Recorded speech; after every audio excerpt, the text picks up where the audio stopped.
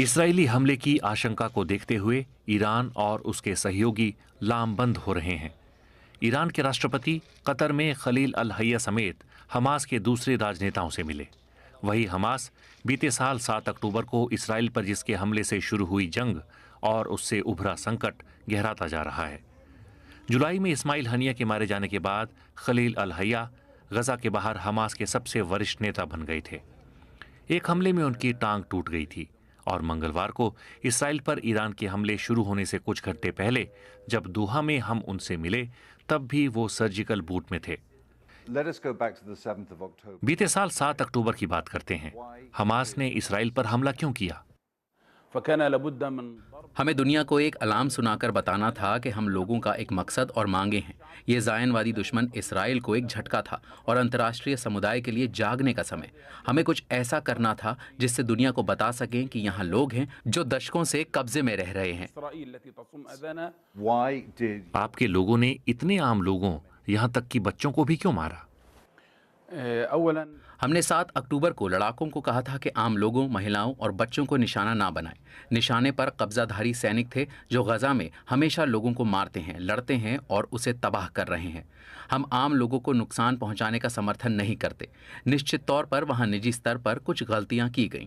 लड़ाकों को लगा होगा कि उनकी जान खतरे में है। आपके जो लोग खतरे में नहीं थे वो सहम कर जमीन पर बैठे हुए आम लोगों के पास खड़े थे, वो भी हथियार लेकर। ये कोई लड़ाई नहीं थी। हम सब ने देखा है कि कैसे लड़ाके लोगों के घरों में गए, लोगों से बात की, वहां खाया पिया। माफ कीजिए, वो उन पर गोलियां चला रहे थे। इसके वीडियो भी हैं। जब वो कुछ घरों में गए, उनके सामने आई कोई भी महिला या बच्चे डरे नहीं थे। इसराइली कब्जाधारियों ने वो वीडियो जारी किए थे, हमने नहीं। करीब 1 साल बाद गजा खंडहर बन गया है। 40,000 से ज्यादा लोग मारे गए हैं। उनमें से कई सारे लोग आम नागरिक थे। आपकी इसराइल से लड़ने की क्षमता भी काफी कम हो गई है। क्या ये सब करना ठीक था? इसके लिए कौन जिम्मेदार है? ये कब्जाधारी और उसकी सेना जिसने गजा को तबाह किया, वहां के लोगों को मारा। अब कौन शरणार्थी कैंपों, स्कूलों और अस्पतालों में लोगों को मार रहा है? दुनिया और उन लोगों से पूछिए जिन्होंने अंतर्राष्ट्रीय कानून बनाए हैं। हम अपनी रक्षा कर रहे हैं।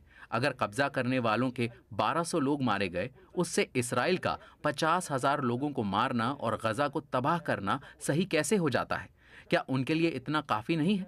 मगर वो लोगों को मारकर कब्जा करने और तबाह करने की सनक के कारण ऐसा करते हैं। इसराइली साफ साफ कहते हैं कि वो युद्ध के नियमों का सम्मान करते हैं और उनका कहना है कि इतने लोग इसलिए मारे गए क्योंकि आप और हमास आम लोगों के बीच रहते हुए लड़ाई करते हैं और उन्हें ढाल की तरह इस्तेमाल करते हैं। ये सच नहीं है। उन्होंने मस्जिदों को तबाह कर दिया जबकि उसके अंदर लड़ाके नहीं थे। उन्होंने घरों और इमारतों को तबाह कर दिया जबकि उनमें कोई नहीं था। उन्होंने घरों पर बम गिरा दिए जबकि उनके अंदर एक भी लड़ाका नहीं था।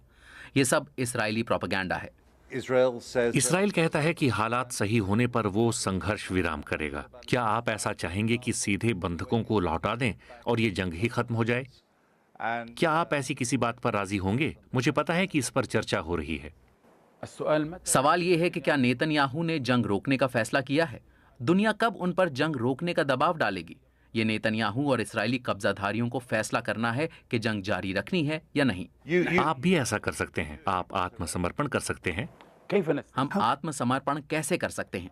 जो लोग कब्जे का विरोध करते हैं वो हार नहीं मानते।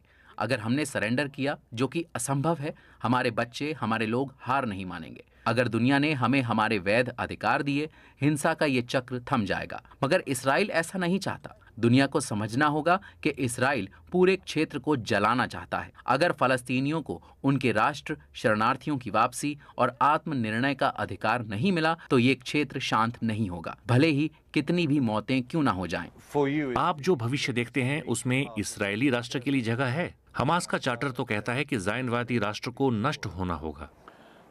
हम कहते हैं कि इसराइल हमास और फलस्तीनी लोगों का खात्मा करना चाहता है।